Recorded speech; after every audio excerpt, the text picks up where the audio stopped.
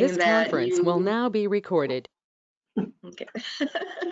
I am just hoping that you and your fellow employees and your families have been able to stay safe. And that is actually the goal of this year's Partners in Giving campaign, is to have a safe, cost-effective, accessible campaign. And so therefore, all of our events are going to be virtual this year. But so far, that seems to be working out pretty well. So thank you for joining. And I want to thank you all for your generous participation in previous years. And if you haven't given before to Partners in Giving, welcome. And I hope you will really consider this year when the need is so great. And really, and our message this year is Stronger Together, which I think really speaks to what we're trying to accomplish. It is not so much how much people give, but the fact that everybody feels invited to join us. And whatever the amount, it just really counts. Because if it's meaningful to you, what you give, it's definitely going to be meaningful to the recipient. So thank you so much for joining us today. Since 1973, Partners in Giving has raised over $81 million. We are one of the most successful statewide campaigns in the nation, and we do it at a low overhead of only 4%. And how can we do that? We can do that because of chairs like yours and because of the volunteer coordinators who also offer to give their time generously to help us. I'm a lone executive hired by United Way to help with the Partners in Giving campaign just for this short period of time. And my salary is generously sponsored by Ascendium Education Group. So again, nothing, none of my money that I'm paid comes out of the campaign. It's through the work of community that we're able to do this, and businesses are helping with that. So just want to do a shout out to them to thank them for that. With over 500 charities under 11 umbrella groups, there has to be something that speaks to everyone. And so I am so pleased today to welcome two of those charities to speak to us about their mission and how Partners in Giving donations help them accomplish that mission. So today we're going to start with Molly Dean, who is from Agrace. And if you don't know about Agrace, you need to know about them. They are awesome organization. They provide hospice care for people at end of life to make sure that they're comfortable and that their families can enjoy time with them and build memories that will last for their lifetimes. Also, in addition to the hospice care, though, they have palliative care. So people that are suffering from very severe diseases who need help just also going through what they're going through with their families. They assist them. And they also have a home care program to help people stay in their homes and be comfortable where they're living and make sure they can do that safely and with a quality of life. So Molly Dean joined Agrace in 2013 as a senior outreach liaison. She partners with long-term area community organizations and senior centers to give them the information about what Agrace can do for them. And she really wants to improve the quality of life of people, whatever their needs are, and the supportive services they can get. And I really think if I was going to equate any words with Agrace, it would be that everybody deserves to have a quality of life for as long as they're living. So welcome, Molly. Thank you so much, Jody. It's a pleasure to be here today.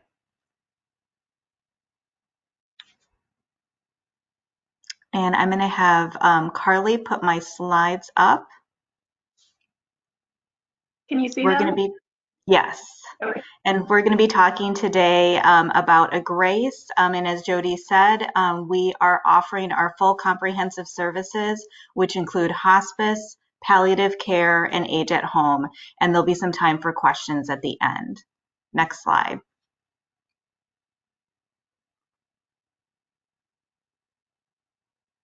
So a little about Agrace to start out. So we are the original hospice that started in Dane County in 1978.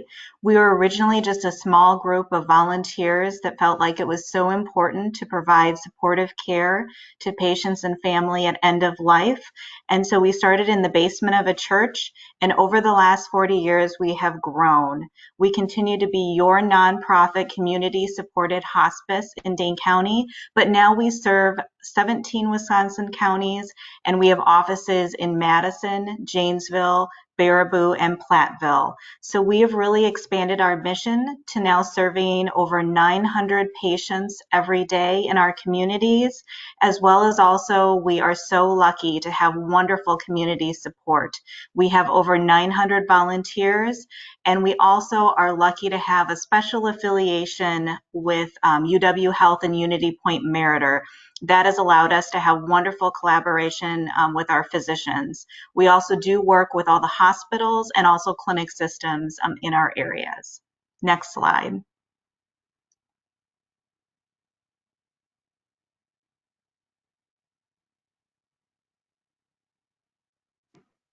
I'm sorry, it's not letting me switch slides. There we go. So we're going to be talking first about hospice. So next slide.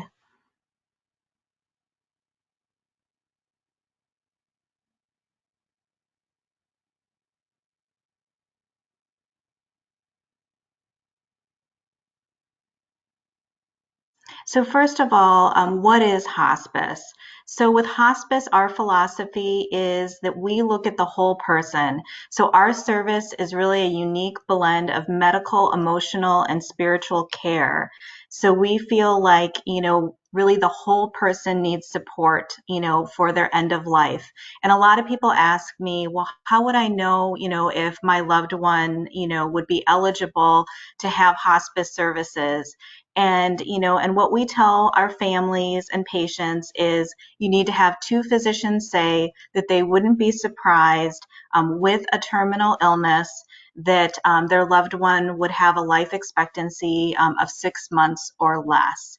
And they have to also have a primary goal of comfort and not cure. So they're no longer interested in pursuing curative treatment. They just want to be comfortable and have symptom management and pain management. Now, as we all know, no one has a crystal ball for, exactly how long someone is going to live. So people will also ask, well, what if my loved one gets to 6 months? Would they still continue to be able to be on hospice? And, because we don't know, what somebody's life expectancy is going to be, oftentimes we do have patients that are on hospice for much longer than 6 months. We even have instances of people who graduate off of hospice services. They get that initial hospice support, and with that support, they're actually able to get better where they no longer meet that criteria for hospice, but they can graduate off of services, but they can always come back on in the future. So there is that extra support for somebody, regardless of it's 6 months or not. Next slide. So this is something that's a really important point. A lot of people ask me, does that mean that my loved one has to go somewhere if they sign on to hospice? And actually, we come to them. So care comes to someone on hospice wherever they call home. So that could be someone's private residence. It could be an apartment or a condo. It could be a nursing home or assisted living, any place. We come to them. And we understand, especially right now, where people feel most comfortable, they call home. And so we want them to be able to stay in their home for as long as possible. Next slide. So a lot of times people will ask, well, when do I know if I should call Agrace? And we always say that it's never too early to call. it always benefits someone, to get a baseline assessment for hospice if you're starting to see some changes, with them, because oftentimes people don't have enough time where they get that support, and we can actually improve their quality of life if they get on hospice earlier. One of the things that I hear a lot from people out in the community is, I really wish I would have learned about hospice earlier. I wish my loved one and the better quality of life that they see with their loved one. So here are some of the things to just be looking for, where it might make sense to call and get an assessment. So it might be that you have a loved one who's starting to lose weight and you're not sure why. They could be having shortness of breath. You're noticing that they seem like they're having repeat ER visits or hospitalizations. They might be falling more. They're having trouble swallowing, or you're just noticing they're not eating as much as they used to. They're really fatigued. They're having a lot more weakness, lack of energy, or you're noticing your loved one is sleeping a lot more. They might have uncontrolled pain or other symptoms. They could also have, multiple skin sores. They're starting to really see some skin breakdown or wounds. And then also too, those activities of daily living, eating, grooming, skincare, or bathing, you're noticing that your loved one really needs some additional assistance. Those would all be signs where it would be a good idea to give Agrace a call. Next slide. So what does hospice provide? So one of the key things that hospice provides is you get an entire team of people that are going to be coming to help support your loved one in the home, and also really supporting their family. So you have a home visits from your Agrace care team. You have an RN case manager, a nurse who's going to be able to take charge of your loved one's care. They also are able to come and do visits right in the home. So if there's ever a change of condition where you're concerned, instead of having to send your loved one out to the emergency room or the hospital, you can actually just give Agrace a call 24/7, and we'll send a nurse out to be able to do an assessment and determine what needs to be done for your loved one. Also, medical care and medicines associated with their primary diagnosis are covered. Also, medical equipment, durable medical equipment, things like a hospital bed or a walker, a wheelchair, a shower chair, an over-the-bed table, wound care supplies, and incontinence supplies. Those are all things that are covered by hospice, and also can make it so much easier and a better quality of life for your loved one to be able to continue to live at home. We also help with managing pain and other symptoms.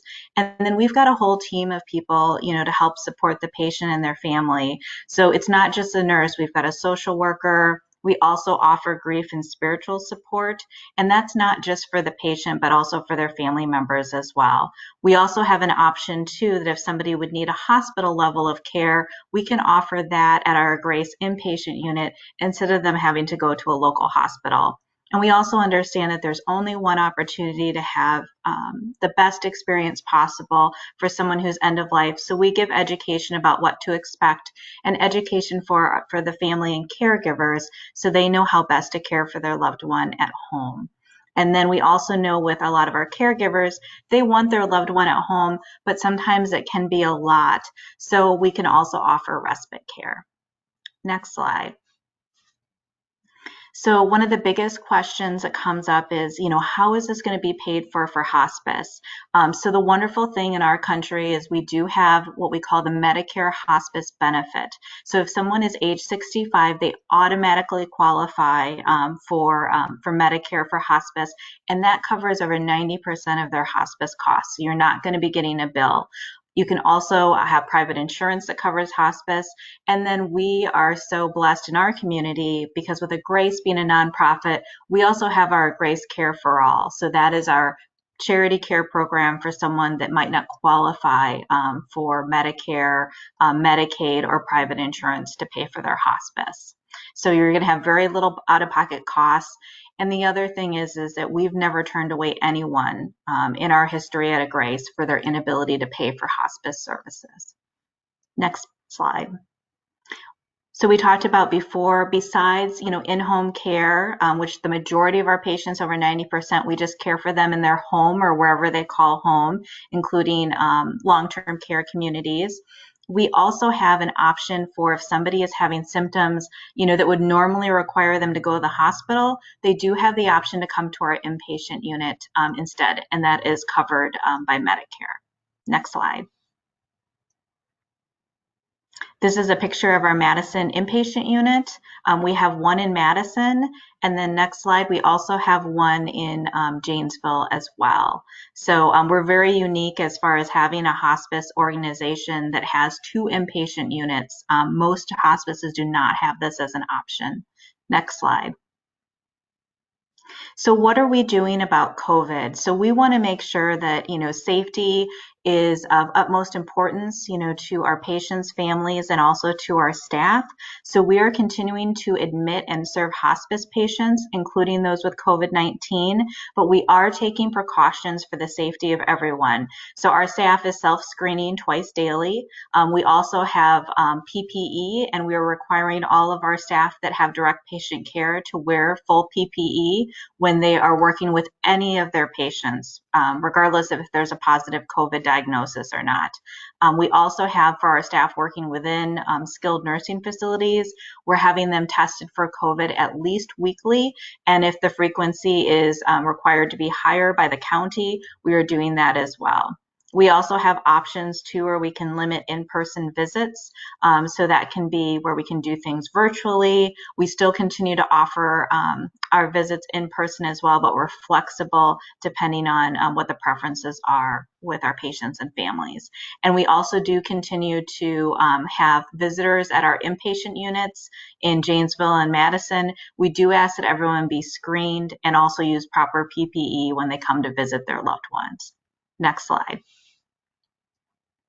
So what if hospice isn't right for me? We also have some other programs for if hospice, it's not quite that time yet. Next slide. So Pallia Health is our palliative care program, and this would be the program for somebody before they would need hospice. So this is for somebody who has serious illness that needs symptom management. Next slide. So this is available at any point in someone's illness. It could be someone who's been newly diagnosed with dementia. It could be somebody who's suffered, with having Parkinson's for many years. And you can also continue to have palliative care while you're having curative treatment. So if somebody is having chemotherapy, radiation, dialysis, PT or OT, they can also do that at the same time with palliative care. And the reason for that is because the focus is really just on quality of life. We understand with a lot of chronic serious illnesses, somebody is not going to be able to cure that illness, but they need additional support with dealing with it and also managing those symptoms. And just like in hospice, palliative care really focuses on the full person. So that's that physical, emotional, and social aspects of having a disease. And the great thing that many people don't realize is that palliative care is covered by Medicare Part B. So typically we say if somebody has a copay when they go see their physician, they'll have the similar copay with Medicare Part B for palliative care. Next slide. So who can be helped by palliative care? So this is for palliative care is for anyone with any sort of serious or chronic illness. So anyone that needs symptom management. So we see patients with dementia and Alzheimer's, with CHF, COPD, and other heart, liver, kidney, or lung diseases, with cancer, with MS, ALS, or Parkinson's, stroke, HIV, AIDS, lupus, and other more rare illnesses. We also see people with, anxiety or also who are struggling with, pain management. We also see people that they're looking for assistance with advanced care planning and want to have those conversations and work through that. Palliative care can help all of those diseases and also situations. Next slide.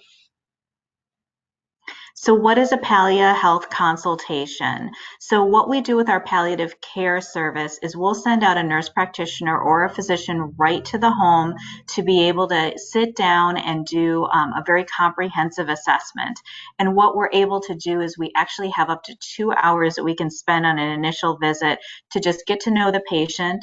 We'll do a physical, a full medication review. We can assess the home for safety, but it's really an opportunity for us to find out, what's going on with the patient.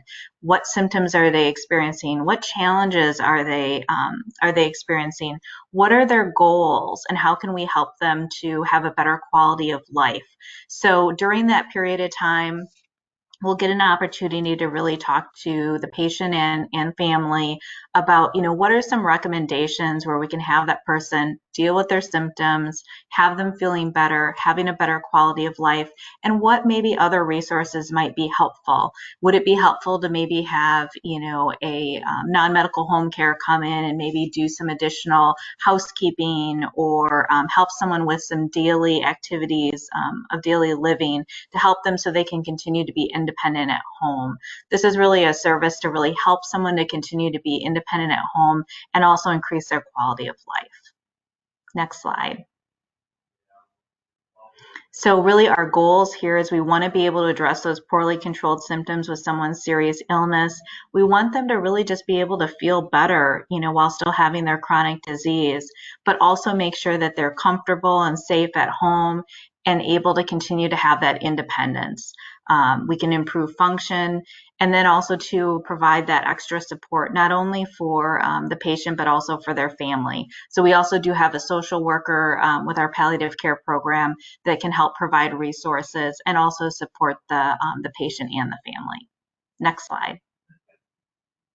We also have our newest program, which is Age at Home, and this is non-medical home care. So this is really services that can come into the home in order to support that patient and their family and continue to keep them independent. Next slide.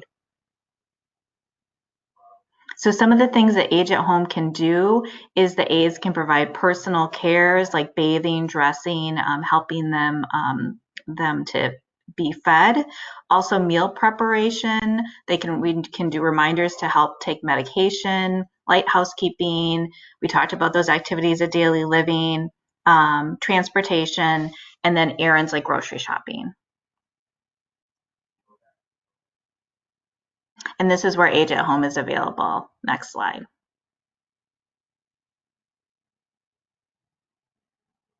And then I also just wanted to touch on the fact that we do have our Agrace Grief Support Center. So this is something that's open to anyone in the community with Agrace. And this does provide grief support for anyone in the community. They do not have to have had a loved one with Agrace at all. Next slide.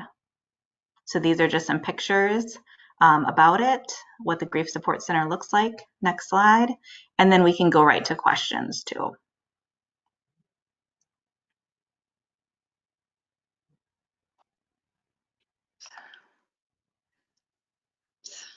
Hi, this is Jody back. Thank you, Molly, so much. I think we're going to go to our next speaker, and then at the end of this, we can have it open up for questions for both of you. But thank you so much for your time, and that was very interesting. So our next speaker is going to be Christina Martin-Wright, Some Arts for All Wisconsin. Are you here, Christina? Still there you are. Okay. This is such an interesting program. I had not known about it. This is one thing I love about my job. I learn about things. This is a group that mission is to expand the capabilities, confidence, and quality of life for children and adults with disabilities, and providing programs through arts. And one thing I never really thought about is how people with physical, emotional, or developmental differences need a way to be able to express themselves and feel like autonomous individuals. And this program just sounds like it is excellent. Christina is the executive director of Arts for All Wisconsin, and she's also the president of Access to Community Services. So we are certainly happy to have Christina here to talk about what her program does for people. Thank you. Well, thank you very much for that introduction. And I do want to say, Molly, thank you to you and your colleagues for all that you do through Agrace.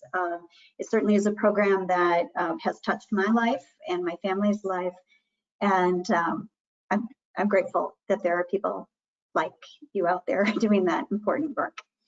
And thank you very much for the introduction and for the opportunity to talk about not only Arts for All Wisconsin, but access to community services.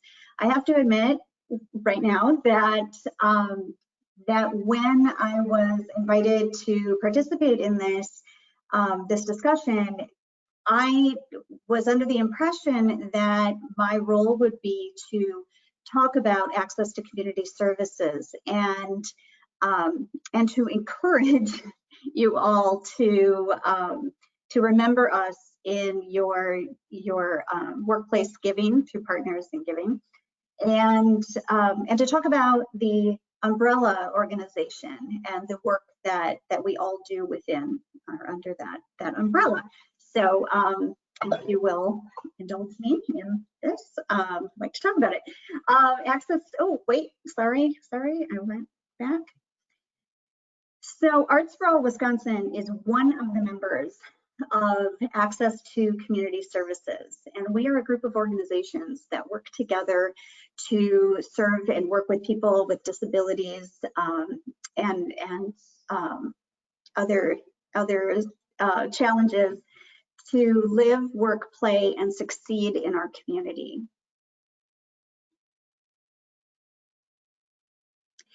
And though from year to year our membership changes, it's fairly consistent. And right now in 2020, we are Access to Community Services. So the organizations that fall under this umbrella organization are Dreamweavers, Special Olympics of Wisconsin, Gigi's Playhouse, Goodwill of South Central Wisconsin, Pathways of Wisconsin, Arts for All Wisconsin, and Avenues to Community Service, and Wisconsin Badger Camp. So when you give to this, just Access to Community Services, you're really giving to all of these organizations that me and my colleagues work for and represent. And then they give to us. And I wanted to share this photo. This is a picture of one of our programs, which is the advantage of being the person who puts together the presentation for Access to Community Services, is that I can highlight our programs. This is a early childhood program that happened in a school setting. It's called our artist residency program. And what we do is we send in a teaching artist, professional trained teaching artist in whatever discipline the center or school or classroom wishes. So we work in all sorts of artistic disciplines.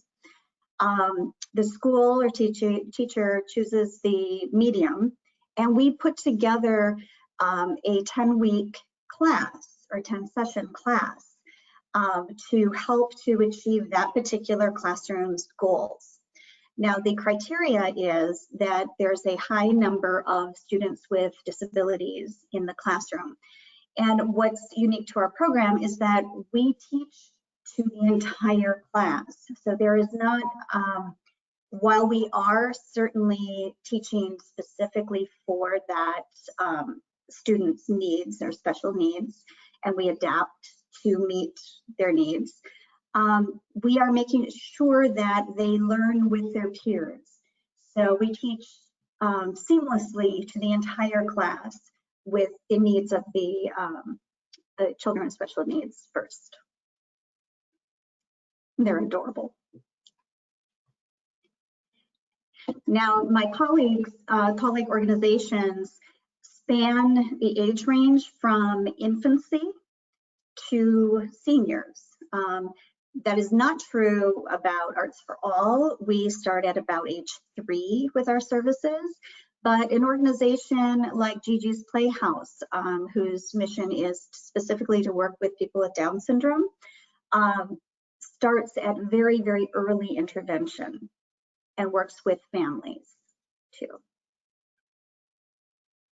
And when you give, you're also giving to seniors in our community, ensuring their quality of life and their access and inclusion in activities within the community. So this is my theme. So when you give to this, access to community services,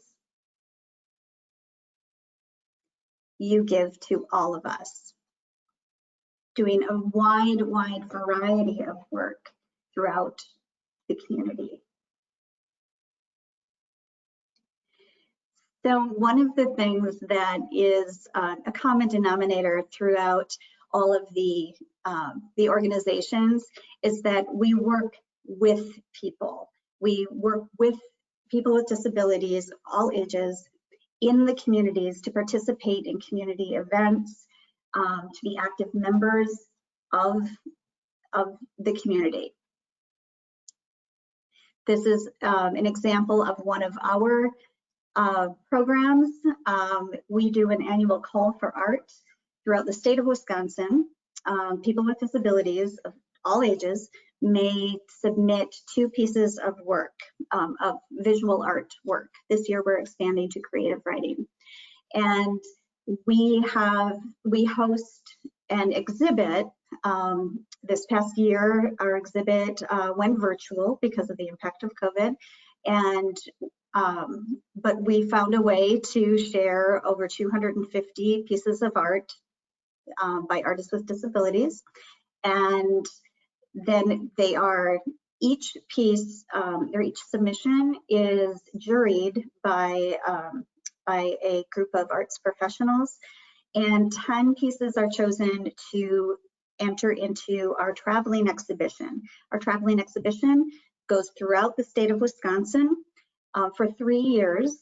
So each piece travels for 3 years. Each year, 10 cycle out and 10 new pieces cycle in. And it's a great sense of pride and honor. And we, 2 years ago, one of our winners was Bob Hanneman. He's actually an artist that many people collect his work. And I believe that year he was 81 years old. So one of the programs that we have is that we also help to sell the work of artists with disabilities, and they receive 70% of all sales, and that commitment to the economic stability and health of individuals with disabilities is a common denominator throughout access to community services. Many of the organizations that we work with work specifically with job training programs and job placement programs, so that we ensure that people with disabilities are represented in the workforce throughout Wisconsin. It's very possible that some of the folks that you work with right now have attained their employment throughout one of the access to community services organizations. Here's another example of a job training program through one of my access to community services colleagues. So again, and everyone can join me too, when you give to this, you give to them. And many of these organizations, ours included, have been significantly impacted with COVID, the results of the COVID pandemic right now. One thing that I hope that you'll all keep in mind is that the effects of the pandemic shut down many organizations, but it also put far greater demand on many. I know Dreamweavers, who's represented in the upper left-hand corner here. Dreamweavers has been busier than ever before. Their demand for support for people with disabilities in our community is greater than ever. So any kind of giving to this umbrella organization this year will have even greater impact.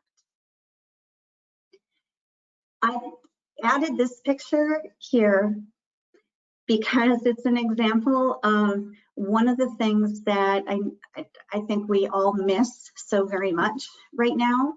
And that's gathering together for events, for sporting event. This is an example of a sporting event. And looking at there's the woman right, I don't think you can see my cursor. But she's leaning back, has the yellow rain jacket on and has her hood pulled up. There's something about the look on her face in that moment of being included, being out with peers, this outing was facilitated by one of our partner organizations.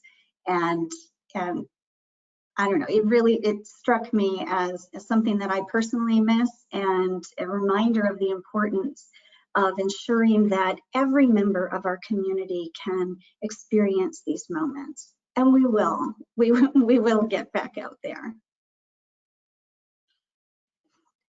Your donation to ACS also supports organizations who teach life skills for people with disabilities. This is a moment of a class offered by Gigi's Playhouse, in which this young girl is learning and practicing the simple act of scooping up some ice cream. And I have the privilege of seeing moments like this through our organization, and the thrill of accomplishment. And there's so many things like that I think that it's easy to take for granted. But the work of organizations like ours and like Gigi's Playhouse really address those basic needs. One other reminder, as I was looking through the photos that my colleagues submitted, is that access to community services truly does serve the entire community. Everyone is represented, and everyone is tended to. So all together now, when you give to this, you give to them.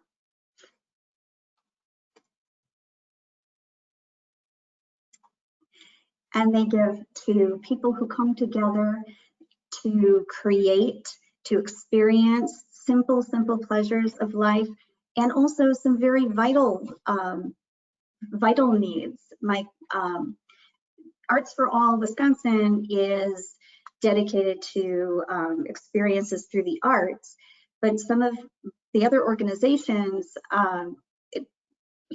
address basic needs, healthcare, food security, transportation, and recreation. This is a moment from Badger Camp.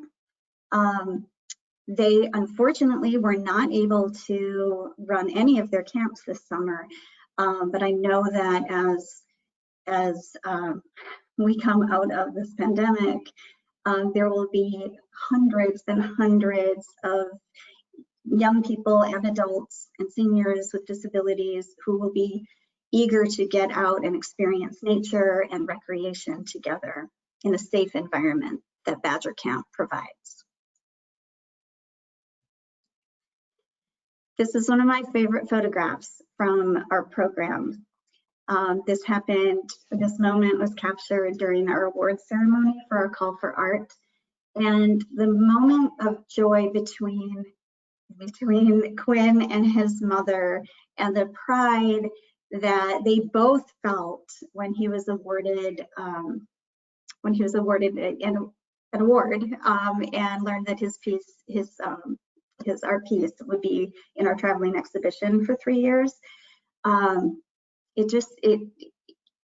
It deeply impacted me. And again, it's merely one of many experiences that that I feel extremely fortunate to witness on the sidelines in the work that we do.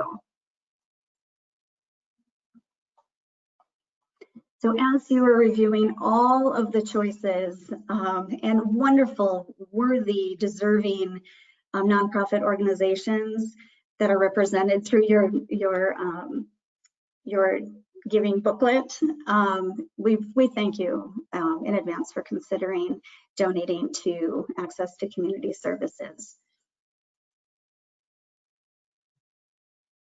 And together with your help, we can make a difference in our community.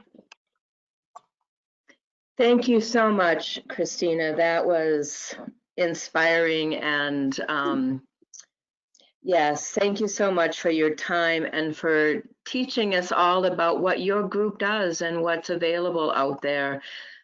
So I appreciate that very much. I'm going to open this up. If anybody has questions for either one of our speakers, either Christina or Molly, anybody have any questions?